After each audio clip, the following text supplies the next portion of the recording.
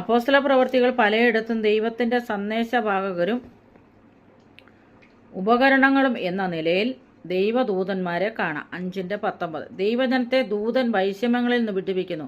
5:19, 12:7, 10 ദൈവജനത്തെ ദൂതൻ ശുശ്രൂഷയിൽ നയിക്കുന്നു. 8:26 ദൈവജനത്തെ ദൂതൻ പരിഭ്രമത്തിൽ വഴി കാണിക്കുന്നു. 10:3, 7, 22, 11, 13 ദൈവജനത്തെ അപകടങ്ങളിൽ നിന്ന് പ്രോത്സാഹിപ്പിക്കുന്നു.